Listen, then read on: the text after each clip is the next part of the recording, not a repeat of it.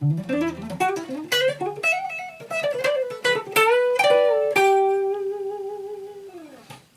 everybody, how's it going? This is Darrin with GuitarControl.com bringing you this video lesson. And today I want to show you an easy way that you can kind of expand the pentatonic scale a little bit to give you some alternative ways that you can utilize it, playing licks or improvising, whatever it is that you're doing. So be sure to click on the link in the description for the tabs, and let's get close up and take a look at what we got going on here. Alright, so we're going to do this in the key of E minor, but this is all movable shapes, so once you have this down you can move it around to whatever key you want to play it in. So the first thing we want to look at here is we're just going to use minor pentatonic pattern number 1, the box pattern. So we're going to be starting here on the 12th fret of the low E, because that's an E, and we've got 12, 15, and then 12, 14 on the A string, 12, 14 on the D string, 12, 14 on the G string, 12, 15 on the B string, and 12, 15 on the high E. Okay, so I've already done a couple lessons on like adding in passing tones and adding in the blue note and things like that. So if you haven't already caught those, you might want to check them out. Just give you some more ammunition and stuff for your guitar arsenal. So I'll just leave a link for that here. But what we're going to be doing today is we're going to be combining this scale. Well, I guess we're not really combining. They're kind of overlap each other. This E minor pentatonic scale with a D Mixolydian scale. So for the Mixolydian pattern, if you don't already know that, and we're going to be doing this here starting on the 10th fret. Well, that's where the whole pattern starts, but we're going to, well, I'll explain when we get there. So for this sequence, and this is 3 notes for string, we have 10, 12, 14 on the low E, 10, 12, 14 on the A, 10, 12, 14 on the D, 11, 12, 14 on the G, 12, 13, 15 on the B, and 12, 14, 15 on the high E.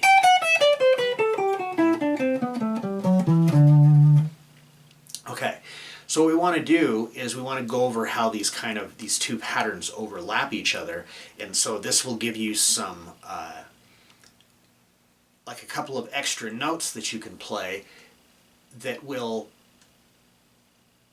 just kind of give you a broader area of where you can play on the fretboard for one, but then just a few more notes that you can add in when you're soloing and stuff. Like these would be good notes to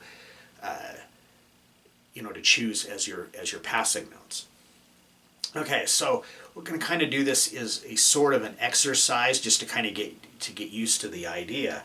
So we're going to start off by ascending that Mixolydian scale, but rather than starting here on the 10th fret on the D, we're just going to skip the first note and start here on 12. So we're starting on E.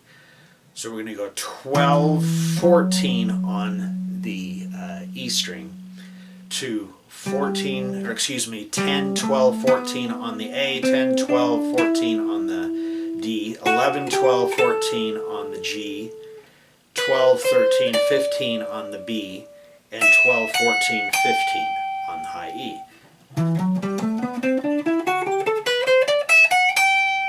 And then what we're going to do from here is we're going to descend that pentatonic pattern. So my first finger is already where it should be here on the 12th fret of the high E, and my 4th finger is already here on the 15th fret. So as soon as we get to the top of this, then we're going to just descend that pattern, the minor pentatonic number 1. So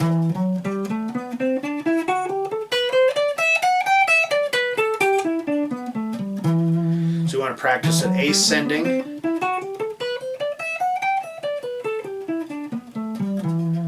and then practice it the opposite way. So we're going to start by ascending the pentatonic scale,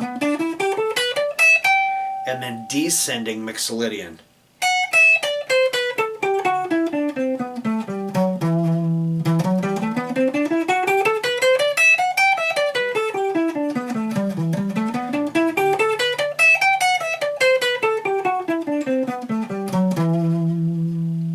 So what we've done here is we're covering just a little bit bigger of an area. We're going from the 10th fret to the 15th fret, so we're kind of covering a little bit larger of an area of the fretboard. But by adding these in here, it makes it easier to take like a common pentatonic style lick and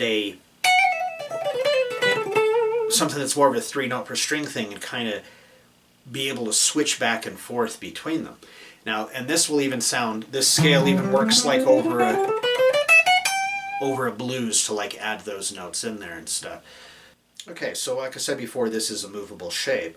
So let's say we wanted to do this in A minor.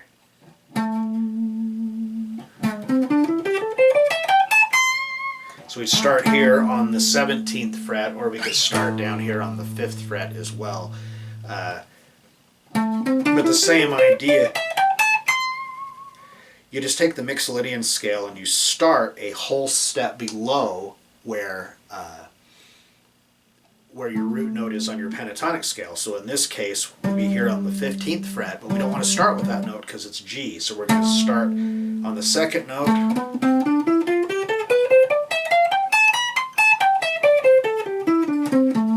And they still hook together in the same fashion. You just move it around onto the fretboard wherever you want it to be. So some kind of, as far as soloing ideas and stuff with this, if we were going to take, a lick like, we could add in these extra 2 notes and make it more, instead of a 2-note per string pattern, we can make it a 3-note per string pattern here. And then we can go right back into a pentatonic type of a thing. Now, another thing I like to do with this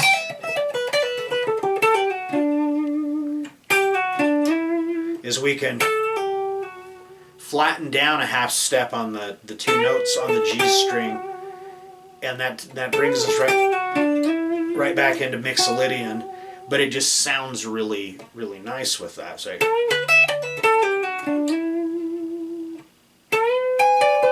whoops. Now, these aren't notes that you would necessarily, you'd want to sit on necessarily. You kind of just depend on what it is that you're playing over the top of it stuff, but you can hear with that D, or excuse me, that E.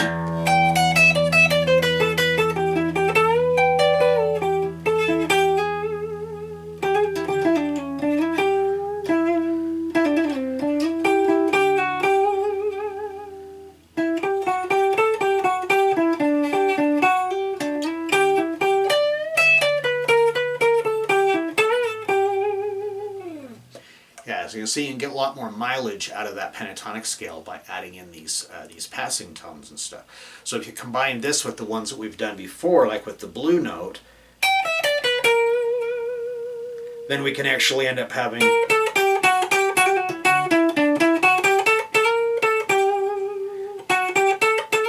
it almost kind of gives it that little bit kind of a harmonic minor sound of the Phrygian sound